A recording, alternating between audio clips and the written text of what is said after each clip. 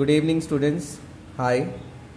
तो हम लोग जो इकोनॉमिक्स में जो चैप्टर 1 स्टार्ट किए थे, जिसमें से हम लोगों ने जो हिस्सा पढ़ा था वो था माइक्रो इकोनॉमिक्स चैप्टर 1 इकोनॉमिक्स का न्यू पोर्शन।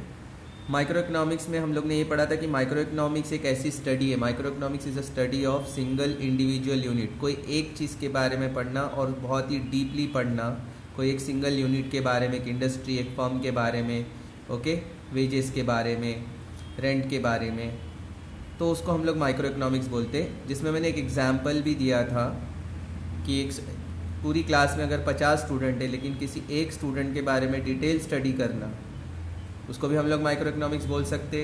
और माइक्रो इकोनॉमिक्स इसको भी बोल सकते, अ study of a tree in a forest. A study of a tree, a tree मतलब एक झाड़, और फॉरेस्ट मतलब एक बहुत बड़ा जंगल, राइट। और फॉरेस्ट में एक झाड़ तो होता नहीं है, एक से बहुत ज़्यादा झाड़ होते हैं, पर बहुत सारे झाड़ के बारे में हमको नहीं पढ़ना है, सिर्फ एक झाड़ के बारे में पढ़ना है, इतने सारे झाड़ में।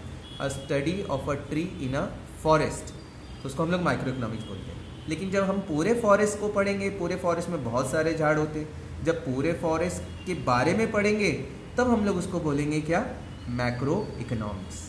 वो माइक्रो था, ये मैक्रो। तो आज हम लोग मैक्रो पढ़ते हैं। हमारा क्वेश्चन भी है, explain the meaning of the macro economics और डिफाइन मैक्रो इकोनॉमिक्स। एग्जाम में इस तरीके से भी क्वेश्चन आ सकता है, या what is micro economics.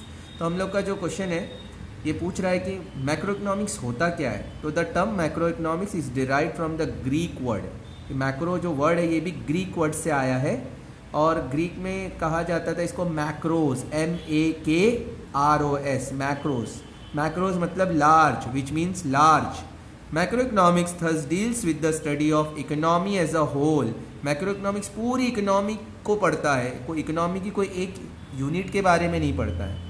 The term macroeconomics has been defined by various economists. Some of the well-known definition are as follows. कई सारे इकोनॉमिक्स ने इसके डेफिनेशन दिए। कुछ वेल नोन डेफिनेशन में से मैंने इधर 2 डेफिनेशन लिया है नोट्स में अपनी। According to professor KE Boulding, professor KE Boulding जो है उसका कहना है कि macro economics deals not with individual quantity. Macro economics कोई एक सिंगल क्वांटिटी, कोई एक प्रोडक्ट के बारे में नहीं पढ़ता है as such, but with the aggregate. Aggregate मतलब एक से ज़्यादा, ओके। एग्रीगेट मतलब लार्ज, ज़्यादा, aggregate of this quantity. Not with individual income, किसी एक की इनकम के बारे में नहीं, but with national income, okay. किसी एक की इनकम के बारे में नहीं, लेकिन पूरे देश की इनकम के बारे में। नॉट विथ इंडिविजुअल प्राइस, कोई एक प्रोडक्ट के प्राइस के बारे में नहीं, but with the price level, her product के प्राइस के ऊपर जब हम बात करते हैं। Not with individual output, but with national output. किसी एक प्रोडक्ट का आउटपुट के बारे में नहीं पढ़ेंगे, लेकिन पूरे देश में जो प्रोडक्ट है उसके आउटपुट के बारे में पढ़ेंगे। तो ये कहा है professor KE Boulding, macro economics का मतलब है पूरे देश की इकोनॉमिक्स को पढ़ना, कोई एक सिंगल यूनिट को नहीं, पर एक से ज़्यादा, ओके। और प्रोफेसर एक्ली ने क्या कहा है, macro economics deals with economic affairs in the large, वही एग्रीगेट मतलब large. It concerns that overall dimension of economic life. Overall सारे डायमेंशन, इकोनॉमी के सारे हिस्से को लेके चलने को हम बोलते हैं मैक्रो इकोनॉमिक्स। तो ये था मैक्रो इकोनॉमिक्स, ये एग्जाम में आता है 2 मार्क्स के लिए अक्सर। क्वेश्चन नंबर 2 है, what are the main features of macro economics. तो क्वेश्चन नंबर 2 क्या कहता है, what are the main features of macro economics. Features मतलब कैरेक्टरिस्टिक्स बोल सकते हो, नेचर बोल सकते हो। एग्जाम में नेचर भी हो सकता है, फीचर्स भी हो सकता है। The main features of macro economics are as follows. तो फीचर्स है, पहला फीचर है स्टडी ऑफ एग्रीगेट। जैसे मैंने कहा कि मैक्रो इकोनॉमिक्स जो है, जब तुम लोग माइक्रो इकोनॉमिक्स पढ़ रहे तो याद होगा वो स्टडी ऑफ इंडिविजुअल, या एग्रीगेट के बदले इंडिविजुअल। इंडिविजुअल मतलब एक चीज़ के बारे में, किसी एक चीज़ के बारे में पढ़ने को इंडिविजुअल बोलते हैं, और एग्रीगेट का मतलब है बहुत ज़्यादा चीज़ों के बारे में पढ़ना। तो study of aggregate, macro economics is that branch of economics which deals with the study of aggregate economy as a whole, पूरी इकोनॉमी को पढ़ना। Hence it is often called as aggregative economics. इसलिए मैक्रो इकोनॉमिक्स का दूसरा नाम है aggregative economics. अगर exam में एग्रीगेटिव इकोनॉमिक्स पूछा तो कंफ्यूज मत होना, मैक्रो इकोनॉमिक्स को ही एग्रीगेटिव इकोनॉमिक्स बोलते हैं, क्योंकि पूरे इकोनॉमी को पढ़ना, होल इकोनॉमी। सेकंड में पढ़ रहा हूँ लंपिंग मेथड। लंपिंग मेथड क्यों कहा गया, याद होगा माइक्रो इकोनॉमिक्स में यहाँ लंपिंग के बदले स्लाइसिंग है। तुम लोग देख लेना माइक्रो इकोनॉमिक्स का क्वेश्चन आंसर जो है, फीचर्स ऑफ माइक्रो इकोनॉमिक्स का आंसर देखना, उसका स्लाइसिंग मेथड है। स्लाइसिंग मतलब एक पीस के बारे में पढ़ना, और लंपिंग मतलब पूरे, जैसा एक ब्रेड है तो पूरा ब्रेड को, पूरी ब्रेड की स्टडी कर लो, उसको एक एक पीस मत करो, पीस करके पढ़ोगे तो स्लाइस हो जाएगा वो, तो वो माइक्रो इकोनॉमिक्स हो जाएगा। अब लंपिंग मैटर, जैसे मैंने एक अभी थोड़ी देर पहले एक एग्जांपल दिया था, a tree in a forest, एक फॉरेस्ट में, जंगल में एक झाड़ के बारे में पढ़ना माइक्रो इकोनॉमिक्स है। और लंपिंग मेथड में का मतलब है पूरे जंगल में जितने भी झाड़ है, फॉरेस्ट में जितने भी ट्रीज है, सब के बारे में पढ़ना, उसको बोलते हैं lumping method. Micro economics split up the entire economy into big lumps. Micro economics क्या करता है, इकोनॉमी के हिस्से को बांटता है अलग अलग लम्स में और सेक्टर्स में। जैसे सिर्फ एग्रीकल्चरल नहीं, agricultural output, industrial output etcetera, मतलब ये सारे आउटपुट की स्टडी करना for the purpose of study, hence it is also refer to as lumping method. मतलब खेती से कितना आउटपुट आया, कितना प्रोडक्शन हुआ, इंडस्ट्री से कितना प्रोडक्शन हुआ, सर्विस सेक्टर से कितना प्रोडक्शन हुआ, ये सारी चीज़ों को पढ़ने को हम लंपिंग मेथड बोलते हैं माइक्रो इकोनॉमिक्स में।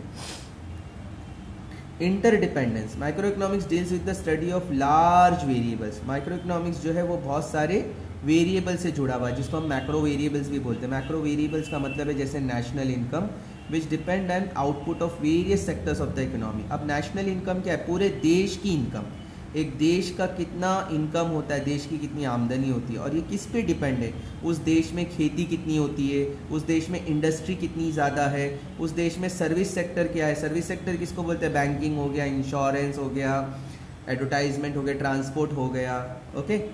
तो ये सब जो है ये सर्विस सेक्टर का ही हिस्सा है। तो which depends on output of various sectors of the economy, तो कितना उससे प्रोडक्शन हो रहा है, एग्रीकल्चर से कितना हो रहा है, इंडस्ट्री से कितना हो रहा है, सर्विस सेक्टर से कितना देश को फायदा हो रहा है। Hence the starting point of macro economic study is the mutual interdependence among various macro variables. तो जब हम लोग मैक्रो इकोनॉमिक्स पढ़ेंगे तो सिर्फ एग्रीकल्चर पढ़ेंगे तो वो तो माइक्रो हो जाएगा, तो सिर्फ एग्रीकल्चर नहीं पढ़ना है, एग्रीकल्चर भी पढ़ना है, इंडस्ट्री भी पढ़ना है, सर्विस भी पढ़ना है, प्राइमरी सेकेंडरी टर्शरी सारे सेक्टर्स को एक साथ पढ़ना है। फिर मैं पढ़ता हूँ wider scope. Wider scope, macro economics deals with issue related with nation. अब ऑब्वियसली जब बात कर रहे हैं नेशन की तो देश मतलब बहुत बड़ा देश, और देश में हर चीज़ के बारे में पढ़ना, सब चीज़ को समझना। वाइडर मतलब फैला हुआ, बहुत बड़ा स्कोप है, वाइडर स्कोप है मैक्रो इकोनॉमिक्स में। जबकि यहाँ पर माइक्रो की बात करूँगा तो नैरो हो जाता है, बहुत ही छोटी एक सिंगल यूनिट के बारे में पढ़ रहे हैं। यहाँ तो सब के बारे में पढ़ रहे, तो वाइडर स्कोप, जैसे कि नेशनल इनकम हो गया, देश की income, employment, money, banking, international trade, export import जिसको बोलते हैं, etcetera. Hence it has wider scope, मतलब इसमें बहुत स्कोप है, इसमें बहुत कुछ पढ़ सकते हैं आगे, बहुत कुछ आगे इसको समझ सकते और इस्तेमाल कर सकते हैं। And more practical application in the field of economics. Practical application है, मतलब ये एक्चुअल में जो हमारे देश में हमारी जो गवर्नमेंट है वो भी इसका बहुत इस्तेमाल करती है, तो इसके लिए कहा गया प्रैक्टिकल एप्लीकेशन होता है इकोनॉमिक्स, मतलब इसको इस्तेमाल किया जाता है प्रैक्टिकली। फिफ्थ पॉइंट कहता है policy formulation. Micro economics deals with the study of aggregate. Micro economics इस सारी लार्ज एग्रीगेट, पूरे इकोनॉमिक्स के बारे में पढ़ना, अभी हमने यही सब पढ़ा। Price level, gross national product, money supply etcetera, इस सब के बारे में स्टडी करना। Which helps planner and policy maker. Planners कौन होते हैं, जैसे गवर्नमेंट के होते हैं, जैसे हमारे फाइनेंस मिनिस्टर होते हैं, ये सब पॉलिसीज़ बनाते, बजट बनाते। इन formulation of economic policies like industrial policy, तो हमारे देश की इंडस्ट्रीज़ को हम कितने बेनिफिट दे सकते हैं टैक्स में, उनका कौन सा प्रोडक्ट है, अगर उनका प्रोडक्ट वाकई में देश को फ़ायदा देता है तो उनके प्रोडक्ट पे कितना हम बेनिफिट दे सकते हैं। मॉनिटरी पॉलिसी, मतलब कितना देश के लोगों के पास पैसे होना चाहिए, जैसे सब्सिडीज़ होती है, गैस सब्सिडी वगैरह वगैरह, तो मॉनिटरी पॉलिसी, किसकी सैलरी कैसे होना चाहिए। और फिस्कल पॉलिसी, फिस्कल पॉलिसी भी जब हम लोग बात करते हैं तो ये भी बजटरी पॉलिसी से रिलेटेड है, एट्सेट्रा। सिक्स पॉइंट है जनरल इक्विलिब्रियम। जनरल इक्विलिब्रियम का मतलब है macro economics study the equilibrium of the entire economy, hence it follows the general equilibrium. याद होगा माइक्रो इकोनॉमिक्स में इसको मैंने कहा था पार्शियल इक्विलिब्रियम। पार्शियल मतलब एक सिंगल चीज़ के बारे में हम पढ़ रहे, बाकी चीज़ों पे हम कोई ध्यान नहीं दे रहे, लेकिन यह जनरल इक्विलिब्रियम हम पूरे इकोनॉमी पे ध्यान दे रहे हैं, इसलिए इसको जनरल कहा गया। General study the equilibrium of the entire economy, पूरे देश की इकोनॉमी को पढ़ना, hence it follows general equilibrium. 7th point कहता है टेलीस्कोपिक विजन। याद होगा माइक्रो इकोनॉमिक्स में पढ़े थे यहाँ पर microscopic vision. Macro economic studies the behaviour of large aggregate, बहुत सारी इकोनॉमिक के हिस्से को पढ़ना। And his gives the overall view of an economy, पूरे इकोनॉमी का एक हमको समझ, हमारे सामने एक नज़रिया बनाता है, व्यू बनाता है। Hence it vision is telescopic, इसलिए इसको कहा गया टेलीस्कोपिक। ऑब्वियसली टेलीस्कोप वो होता है जिसमें हम लोग आसमान पे देखते हैं और बहुत सारे तारों में से हम लोग सब चीज़ को देख सकते हैं, जो कि माइक्रोस्कोप में पॉसिबल नहीं है। माइक्रोस्कोप में सिर्फ एक पर्टिकुलर चीज़ को हम लोग रख के ध्यान से देखते हैं, टेलीस्कोप में बहुत सारी चीज़ें हम देख सकते हैं आसमान पे। 8 पॉइंट है realistic analysis. Micro economic study large aggregate and show how various aggregate are inter related with each other.